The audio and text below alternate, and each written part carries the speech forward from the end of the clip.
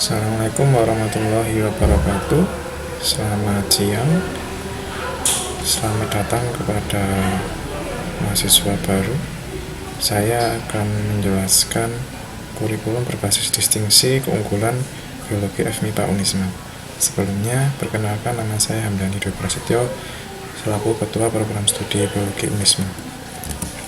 Kita ketahui bahwa identitas program studi biologi adalah program studi sarjana di mana prodi berdiri sejak tahun 1989 dengan pejabat pembuka program studi adalah Dr. R. Surjoko, dan kini sumber daya manusia kita terdiri dari 14 dosen dan 6 karyawan, di mana dosen dan karyawan merupakan pegawai tetap dan beberapa ada pegawai magang. Keilmuan dosen terdiri dari keilmuan biologi sel dan molekuler, kemudian fisiologi, genetika, struktur perkembangan dan biosistematika, dan evolusi, ekologi, dan kimia. Kurikulum berbasis distingsi kita ketahui bahwa terdiri dari beberapa poin.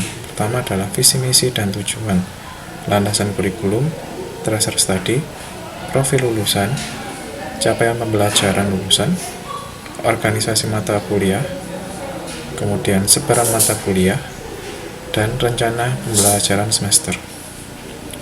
Keduanya adalah faktor internal dan eksternal yang harus kita perhatikan.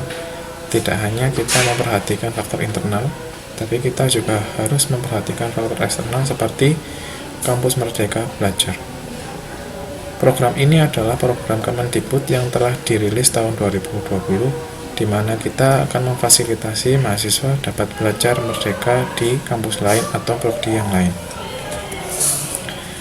Visi misi program studi biologi tidak lepas dari visi misi FMIPA, sehingga program studi memiliki visi menjadi institusi unggul dalam menghasilkan ahli biologi yang profesional berlandaskan ajaran Ahlussunnah wal Jamaah. Misi dari program studi biologi menyelenggarakan pendidikan dan pengajaran untuk menghasilkan lulusan yang memiliki kompetensi biologi lingkungan yang aplikatif, inovatif, bertakwa kepada Tuhan Yang Maha Esa, dan berlandaskan Ahlussunnah wal Jamaah. Menyelenggarakan dan mengembangkan penelitian inovatif berbasis biologi lingkungan dan kearifan lokal tropis secara profesional, serta mewujudkan pengabdian dan kesejahteraan masyarakat berlandaskan Ahlussunnah wal Jamaah. Yang ketiga, mengembangkan kemanajemen institusi yang kredibel, transparan, akuntabel, dan memiliki pencitraan publik yang baik. Landasan kurikulum terdiri dari 5: landasan filosofis, landasan sosiologis, landasan psikologis, landasan historis, dan landasan hukum.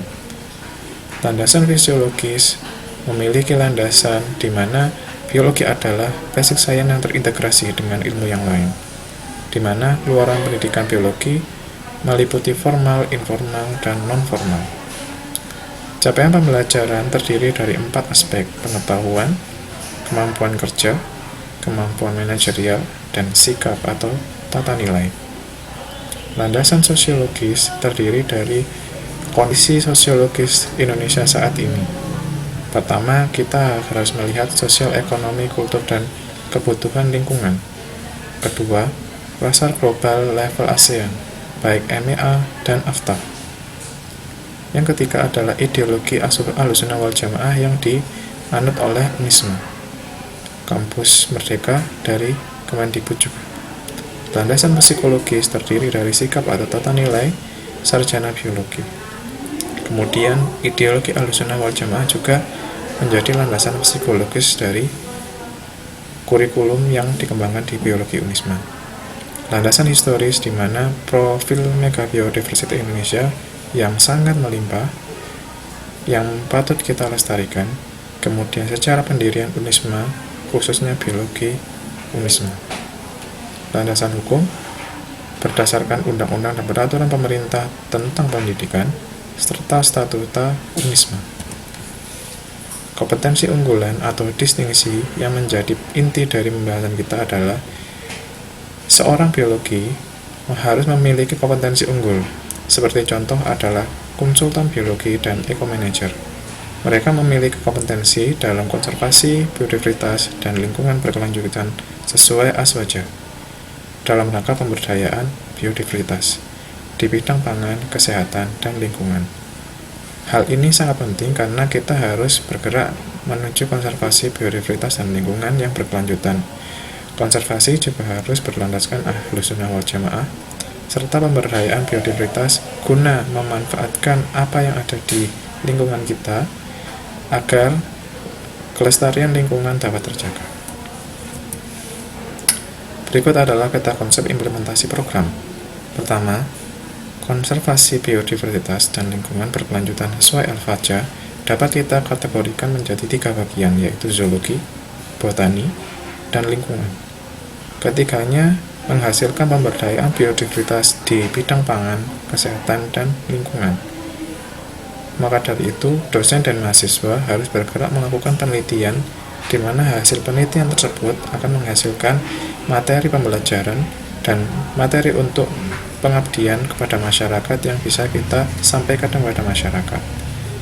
Hasil dari kegiatan tersebut, kita akan memperoleh outcome berupa jurnal, kemudian hak kekayaan intelektual, dan sebagainya. Seorang lulusan biologi terdapat 5 kategori lulusan. Pertama adalah peneliti biologi. Peneliti yang menerapkan prinsip, metode penelitian, dan mengkomunikasikan hasil penelitian biologi. Yang kedua adalah konsultan biologi.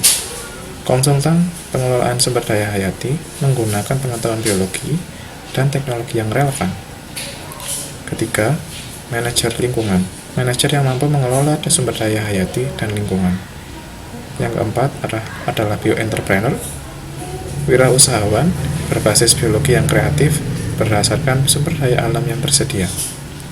Yang kelima adalah job yang relevan. Pekerjaannya relevan sesuai dengan lulusan biologi UNISMA. Capaian pembelajaran yang ingin dicapai pertama adalah sikap, kedua adalah keterampilan umum, ketiga adalah pengetahuan, keempat adalah keterampilan khusus. Dari semua aspek ini telah didasarkan pada standar nasional dikti pada KKNI level 6, kemudian ada penambahan dari visi misi biologi dan visi misi fakultas dan juga visi misi dari Universitas Islam Malang, dan juga terdapat Konsorsium Biologi Indonesia di mana mereka adalah suatu kumpulan yang menetapkan capaian pembelajaran lulusan seorang S1 biologi. Capaian pembelajaran lulusan biologi FMIPA UNISMA pertama adalah menginternalisasi ajaran Islam Ahlus Sunnah wal Jamaah dalam kehidupan profesionalnya, mampu berpikir kritis, sistematis, dan inovatif sebagai implementasi iptek dengan memperhatikan dan menerapkan nilai humaniora sesuai bidang keilmuan, mampu memecahkan permasalahan biologi, mampu mengaplikasikan ilmu biologi, mampu mengelola sumber daya hayati dan lingkungan dalam lingkup yang spesifik, menguasai prinsip-prinsip biologi, sumber daya hayati, dan lingkungan, menguasai konsep aplikasi biologi, teknologi yang relevan dalam pengelolaan sumber daya hayati dan lingkungannya, menguasai prinsip dasar aplikasi perangkat lunak, instrumen dasar, metode standar untuk analisis dan sintesis pada biologi yang umum dan spesifik. Kini, Kemendikbud telah memberikan kesempatan kepada seluruh mahasiswa di Indonesia untuk melakukan Merdeka Belajar. Apa itu Merdeka Belajar? Merdeka Belajar adalah mahasiswa diberi kesempatan untuk belajar di luar program studi dan maupun di luar perguruan tinggi. Penawaran ini dilakukan pada semester 5, 6, dan 7, di mana mahasiswa berhak mendapatkan pembelajaran yang berada di luar program studi dan di luar perguruan tinggi sesuai dengan keinginan dan capaian yang ingin dicapai oleh mahasiswa tersebut.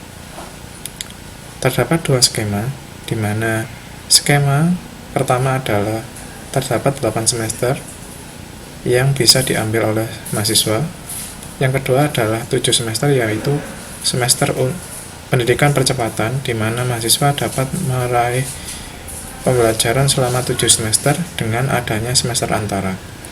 Pada semester antara ini, mahasiswa dapat mengambil studi selama 2 bulan untuk mempercepat studinya. Beginilah struktur mata kuliah perkuliahan reguler yang diterapkan di Unisma.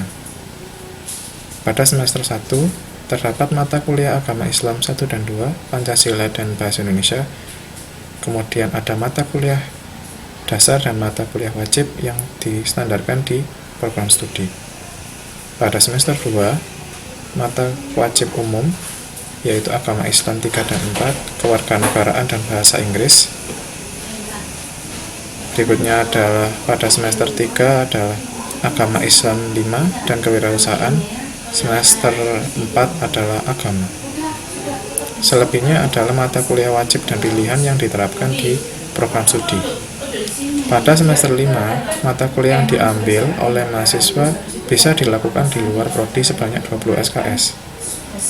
Pada semester 6 dan 7 juga bisa dilakukan mata kuliah di luar program studi maupun perguruan tinggi.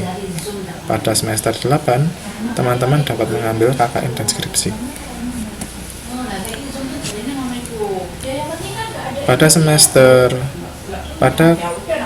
struktur mata kuliah percepatan, dalam 7 semester, teman-teman bisa mengambil mata kuliah semester antara sebanyak 9 SKS. Berikut adalah sebaran mata kuliah tiap semester. Rencana pembelajaran berdasarkan milestone Unisma kini mencapai Research University, di mana kita harus melakukan pembelajaran berbasis riset. Pada tahun pertama teman-teman akan mendapatkan pembelajaran pengenalan jurnal. Kemudian juga ada penulisan jurnal. Tahun kedua, penulisan jurnal harapannya telah dapat dilakukan dengan baik, dan kemudian kita berlanjut pada metode penelitian jurnal yang kita akan melibatkan pendidikan statistik. Pada tahun ketiga, kita melaksanakan penelitian, yaitu mini riset yang dilakukan secara mandiri oleh mahasiswa. Pada semester 4, teman-teman dapat melakukan penelitian dan skripsi. Pada hasil pembelajaran ini diharapkan mahasiswa, khususnya nanti yang telah lulusan Unisma yang memiliki keunggulan yang distintif, soft skill dan hard skill, berkarakter, dan berdaya saing. Baik, demikian adalah presentasi dari saya. Ada yang kurang lebihnya saya mohon maaf. Assalamualaikum warahmatullahi wabarakatuh.